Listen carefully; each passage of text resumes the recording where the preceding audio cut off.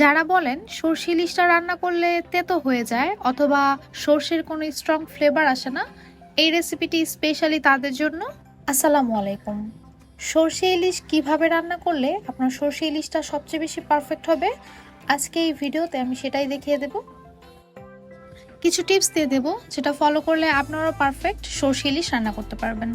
আর আমার রেসিপিগুলো ভালো লেগে থাকলে অবশ্যই আমার পেজটি ফলো করে যাবেন এবং আমার ইউটিউব চ্যানেলটি সাবস্ক্রাইব করবেন। সরিষা ইলিশ রান্না করার জন্য প্রথমেই আমি সরিষার পেস্ট তৈরি করে নেব। এজন্য আমি 1.5 টেবিল চামচ সাদা সরিষা আর 1/2 টেবিল চামচ কালো সরিষা নিয়ে নেব, আর সাথে কিছু রসুনের কোয়া এবং 4টা কাঁচামরিচ নিয়ে নেব। সরিষাগুলোকে খুব ভালো করে ক্লিন করে সরিষা, রসুন আর মরিচ সবকিছু একসাথে মিশিয়ে শিলপাটায় বেটে নেব। ইলিশ মাছগুলোকে আমি হাফ অ্যান আওয়ারের জন্য লবণ দিয়ে মেখে রেখেছিলাম এবং এটাকে ক্লিন করে নিয়েছি। এ পর্যায়ে সামান্য পরিমাণে লবণ, হলুদ গুঁড়ো আর মরিচ গুঁড়ো দিয়ে এটাকে কিছুক্ষণ মেখে রাখবো। এ পর্যায়ে কিন্তু খুব বেশি একটা লবণ দেওয়া যাবে না, কারণ যেহেতু আমি এটা আগে লবণ দিয়ে মেখে রেখেছিলাম।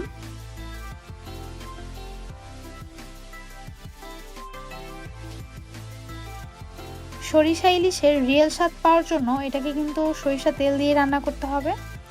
আমি এখানে পরিমাণ মতো সরিষা তেল নিয়ে এখানে হাফ কাপের একটু বেশি পেঁয়াজ কুচি দিয়ে দেবো। পেঁয়াজটা আমি মিহি করে কুচি করে নিয়েছি। পেঁয়াজটাকে নরম করে ভেজে নেব, পুরো ব্রাউন হবে না কিন্তু নরম হয়ে যাবে ঠিক এইরকম। এখন দিয়ে দেব খুব সামান্য পরিমাণে একটু মরিচ গুঁড়ো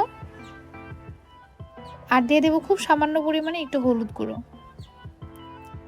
মশলাটাকে একটু কিছুক্ষণ আমি কষিয়ে নেব। আর এই পর্যায়ে দিয়ে দেব সেই বেটে রাখা সরিষাটা,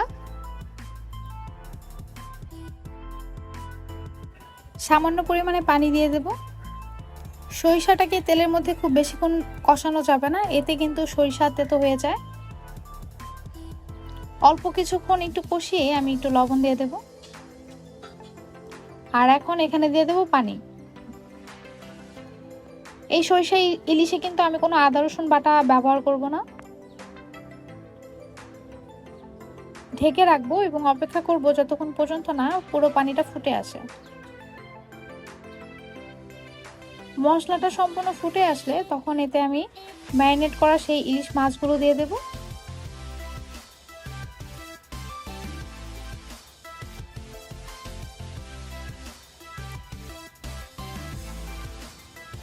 এই ইলিশ মাছটা কিন্তু খুব বেশিক্ষণ রান্না করতে হয় না। এটাকে আবার আমি ঢেকে দেব।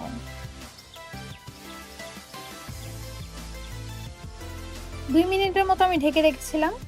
এখন ইলিশ মাছের যে টুকরোগুলো আছে সেটা আমি উল্টিয়ে দেব।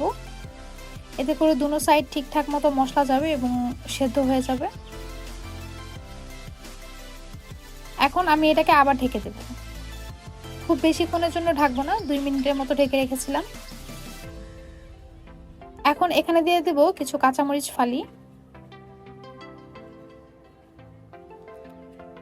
আর এটাকে আবার কিছুক্ষণ ঢেকে রাখবো।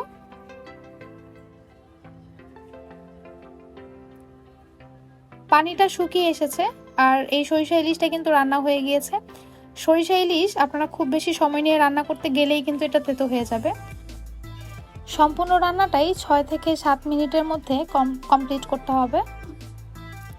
এতে করে সরিষার স্ট্রং স্মেলটাও বজায় থাকে আর খেতেও তেতো হয় না, আর ইলিশ মাছটাও খুব জুসি থাকে। আশা করছি আমার এই রেসিপিটি আপনাদের খুব ভালো লেগেছে।